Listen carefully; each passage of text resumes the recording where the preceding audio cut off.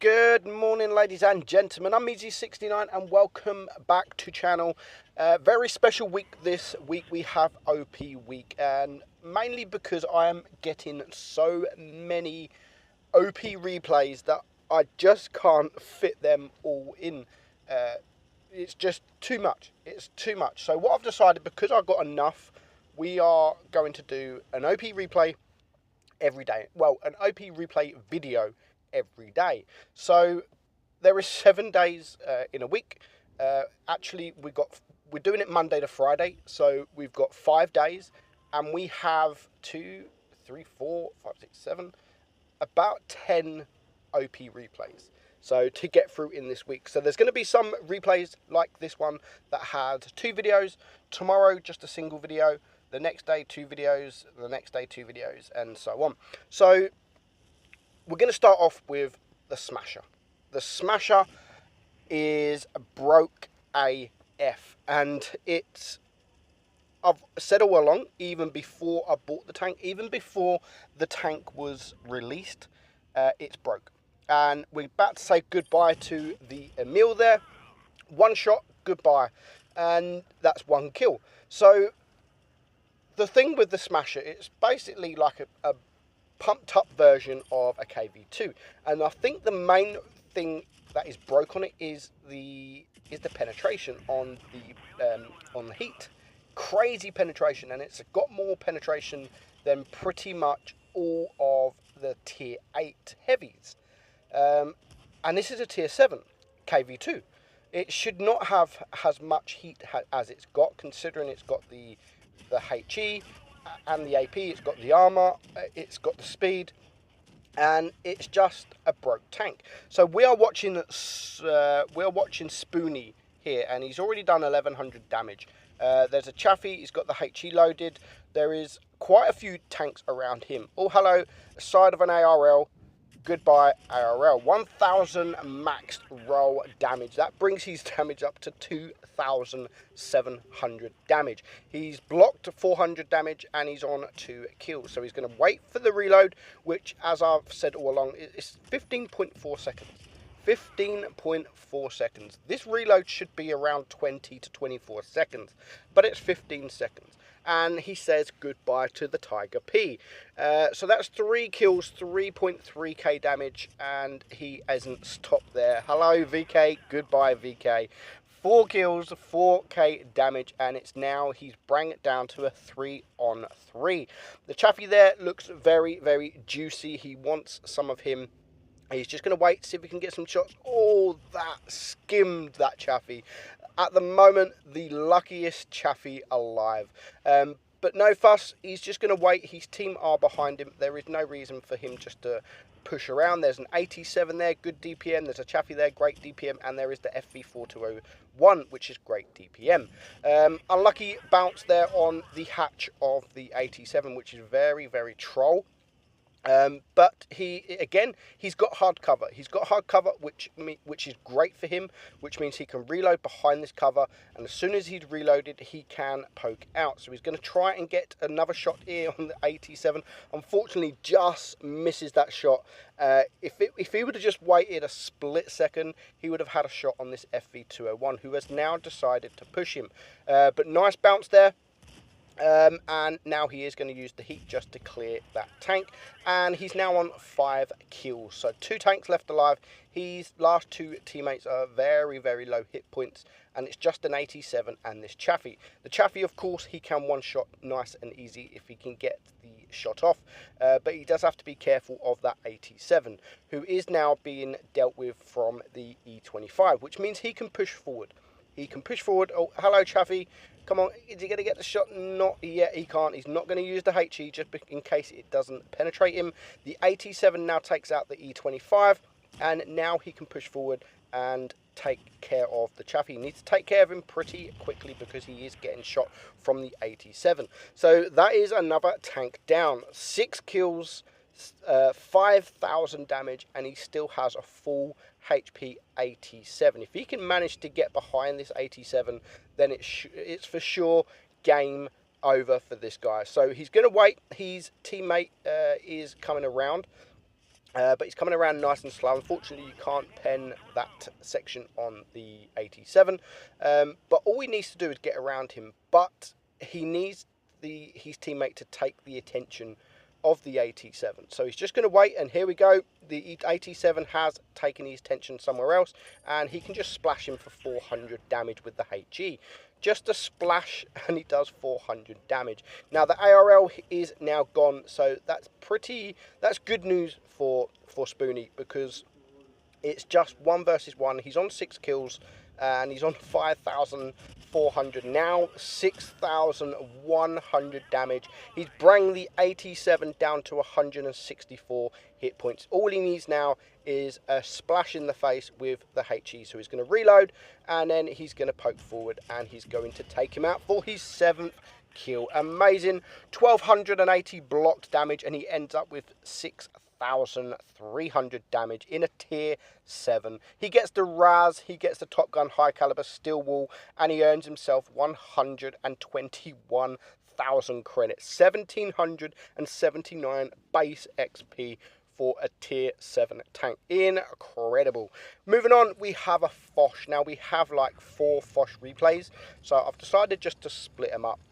And this time we're going to watch, I'm not even going to try and pronounce that name. So we're just going to call him Kaz, because it has Kaz in the name. Now, just because tanks are OP or broken, it doesn't mean that it is a walk in the park and you are just going to guarantee yourself the win.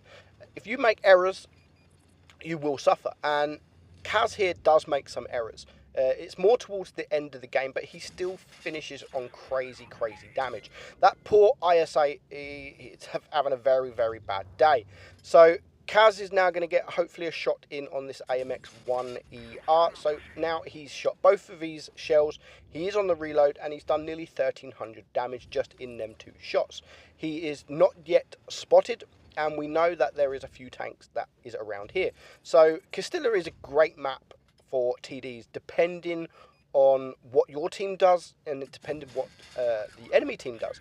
Now, I get very unlucky on Castilla, because if I'm in a TD and I'm thinking, great, the enemy have got only one medium and mostly TDs and mostly heavies, I can get into a position like this and hopefully can farm damage. But it never works out. The enemies always go like the church or something like that for me. I get very unlucky on this map when it comes to TDs. So Kaz has now just realised that there is an E50M on the church, and now he's debating, what does he do? Does he go and help his T54? Because for sure, that T54 can absolutely get wrecked from an E50M. Unfortunately, the T54 is just pushing the E50M. What he needs to do is back up. He needs to back up and bring the E50M out to the TDs, especially Kaz that is actually staring at him. Unfortunately, Kaz missed that shot. The E50M is clearing him, and now here comes a Conway. So I would probably have risked using HE on that Conway. For sure, putting him down to a 1 shot if he's not using a spawn liner. But Kaz uses AP, and now he's determined what to do. Does he go towards the castle where there is a Conway and there is an E50M, or does he just stay around this area? Because he can no longer snipe the heavies because of these 2 tanks. So he's just going to wait here. He's going to poke up. He is going to get that shot on the Conway, putting him down to a 1 shot. And he's just going to wait, which is absolutely fine. He's on 4k damage. We have to remember that there is an E50M somewhere. But he can no longer get a shot on the E50M, and he can no longer at the moment get a shot on the Conway, who is getting shot. So here comes the E50M. Is he going to penetrate him? Unfortunately, he doesn't penetrate. He really needed that to go in to bring that E50M down to a 2 shot, which is a clip. So now he decides to go and attack. He's left it a little while. There's 4 minutes left on the clock. There's 1 tank down on his team, which is the T54, and his heavies are not really moving. They are all stuck around that area. They haven't moved, so he really needs to go and clear these tanks up that are getting the side shots from the tanks that are spotted. So he does manage to get behind the Conway. He can take him out, and now he can go and try and deal with the E50M. He's still full hit points. so he can take a couple of hits, no worries whatsoever. So I actually like what he's doing here. Instead of going up around here where he was last spotted, he decides to reset his camo and then come in from the different direction.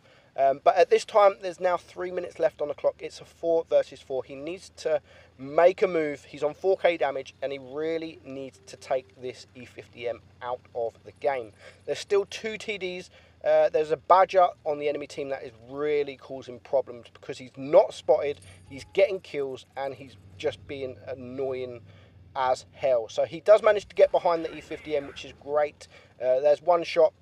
He's going to get one more shot in him, and is he going to clear him? No, he leaves him on 112 hit points. And now what I'll do, he is backing up, which is fair enough, because as I've said, there is 2 TDs that are not spotted. I would have probably gone close and just maybe face hug this E50M. You can clear it with a HE shell, no problem. But he decides to go for the fully reload and then go forward from there. So now he is on 5.4k damage. He's on 2 kills, and it's 3 versus 3. The Badger has now spotted. The Yag Tiger has been now spotted. Now, this is where he just takes too much time. He needs to back up. If he can back up, he can get that shot, but he does manage to get the shot. Anyway, it's now a 2 versus 3. You can see the Badger heading towards our TD. There is also an IS-4, but this is where I would go left, and I would go around the cap area, because there's only 2 minutes left on the clock. There's only 2 minutes left on the clock. He hasn't gone for the full reload. Well, he did, but if you can see the AP, he only has 1 AP shell left.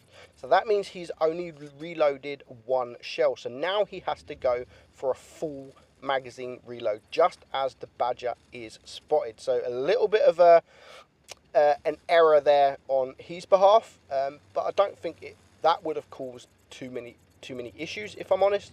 But I would have been gone a long time. I mean, the time has run down. He's on 6,000 damage. He's got plenty of hit points.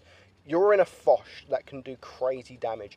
If that was me, I would have moved when I said I was going to move, and I would probably be behind that Badger by now. If you would have moved when I said, like, you should move, I would have been behind that Badger. He does get a nice shot, but again here, I would switch to that one last AP, because he might need this heat, because there is now an IS-4 in front of him. So the Badger now takes out the Object 704.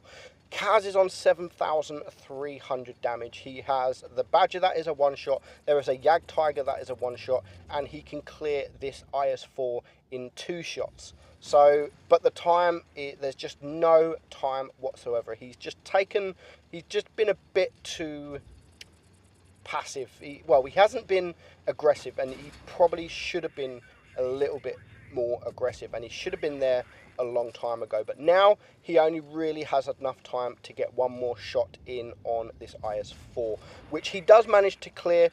So he's now on 8,400 damage, which is still a remarkable job.